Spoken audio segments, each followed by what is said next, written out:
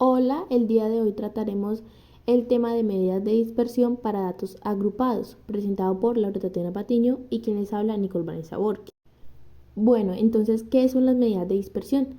Esto nos dice que son un conjunto de valores que tienen por objeto proporcionar un valor único y de información sobre la variabilidad que presenta la población o muestra con respecto a la variable de interés. También nos habla que las medidas de dispersión nos informan sobre cuánto se alejan del centro los valores de la distribución. En él ya tenemos 4 medidas de dispersión, las cuales son la varianza, que nos indica que x es la variable sobre la que se pretende calcular la varianza. Y dice que es la observación número y de la variable x y puede tomar valores entre 1 y n. Ya en n es el número de observaciones y x es la media variable. Bueno, en la desviación estándar nos dice que la desviación estándar es la que indica la muestra cuando se diferencia una puntuación común y la media de un grupo de puntuaciones. Para obtenerla calculamos la desviación de las puntuaciones respecto a la media y luego la elevamos al cuadrado. La suma de las promediamos y finalmente le sacamos la raíz cuadrada. Bueno, ya lo que es el rango nos dice que es el recorrido o rango de una distribución a la diferencia entre el valor más alto y el más bajo de la variable estadística.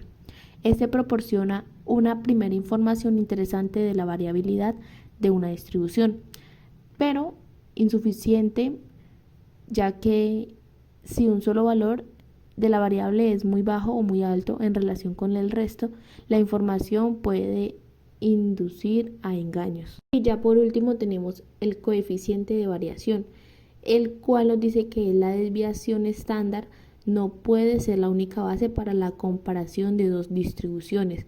No podemos conocer la dispersión de un conjunto de datos hasta que conocemos su desviación estándar, su media y cómo se compara la desviación estándar con respecto a la media. Por lo anterior, nos dice que también es necesario una medida relativa que proporcione una estimación de magnitud de la desviación con respecto a la magnitud de la media. El coeficiente de variación es una medida relativa. Por último, nos dice que su unidad de medida es el porciento, más que las unidades de los datos originales. Bueno, también hablamos de que la dispersión hace referencia a la forma en que se dispersan o se alejan las puntuaciones de una distribución o de lista puntuales. Eso más que todo hace referencia como a las gráficas, a cómo podemos observar lo que es las edades. Siempre es la media más que todo la que se intenta representar. A continuación presentaré los tipos de medidas de dispersión, los cuales contamos con 4 medidas de dispersión absoluta, lo cual es el rango, la desviación de medidas, la desviación estándar, la varianza y por último las medidas de dispersión relativas, el cual es coeficiente de varianzas. Bueno, ¿qué es una varianza? Nos dice que es la medida aritmética del cuadrado de las desviaciones respecto a la medida de una distribución estadística. Esta también es una distribución que se define como el promedio de los cuadrados de la desviación a la media y se denota porque tiene características de que si la varianza es 0, todos los valores de la variable coinciden con la media. Eso es lo que nos quiere decir que la dispersión es nula. O cuanto más se alejen están en las observaciones de la media, mayor será la varianza. También la unidad de medida de varianza viene en duda en cuadrados o unidades de los datos originales. También, si todos los valores de la variable se multiplican por una constante de la varianza, queda multiplicada por el cuadrado de dicha constante. Pero también tenemos que tener en cuenta que en la varianza es siempre un valor no negativo que puede ser igual o distinto a 0. También en la varianza es la medida de dispersión cuadrática óptima por ser la menor de todas. También que todos los valores de la variable se suman con la constante de la varianza, no se modifican. Con lo anterior expuesto por mi compañera Vanessa, yo les hablaré sobre qué es la desviación estándar. La desviación estándar es la medida de dispersión más común, que indica qué tan dispersos están los datos con respecto a la media.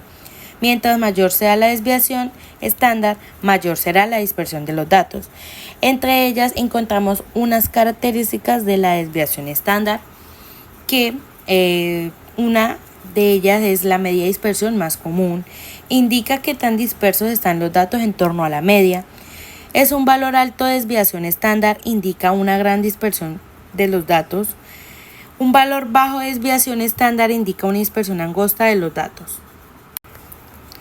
Ya en el rango estadístico recorrido es la diferencia entre el valor máximo y el mínimo de una variable estadística. Quiere decir que es un parámetro que permite medir la dispersión de los datos y la homogeneidad de la muestra. Entre estas también encontramos unas características que son muy importantes a la hora de aplicar el rango estadístico o recorrido. Es sencillo y rápido de calcular, tiene las mismas unidades que los datos, indica la dispersión de los datos. Cuanto mayor es el rango, más dispersos están los datos, y cuanto menor es el rango, más homogénea es la muestra. Por otro lado, encontramos la desviación de coeficiente de variación. Es una medida de dispersión que permite el análisis de las desviaciones de los datos con respecto a la media y al mismo tiempo las dispersiones que tienen los datos dispersos entre sí. El coeficiente de variación se utiliza para comparar la desviación estándar de conjuntos de datos en una escala común. También se utiliza como indicador de la precisión de un sistema de medición.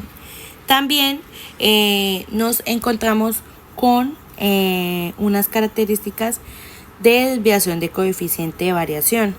Se expresa generalmente como un porcentaje, indica la dispersión de los datos de en torno a la media, es adimensional, es decir, no tiene unidades. Se expresa generalmente como un porcentaje y es la relación entre la desviación estándar y la media. Y es muy importante en los datos agrupados, así como lo muestra en el ejemplo. Ya por otro lado, también nos encontramos con los datos agrupados. Los datos agrupados son aquellos que están clasificados en función a un criterio, mostrando una frecuencia para cada clase o un grupo formado. Y por lo general, para realizar una tabla de frecuencia con datos agrupados se realiza cuando la cantidad de datos es grande y la variable es continua. A continuación, les mostraré un breve ejemplo. Ejemplo de datos agrupados. La siguiente tabla corresponde a la distribución del tiempo en minutos. Quiere decir que una muestra de operarios de una fábrica demora en armar cierto producto.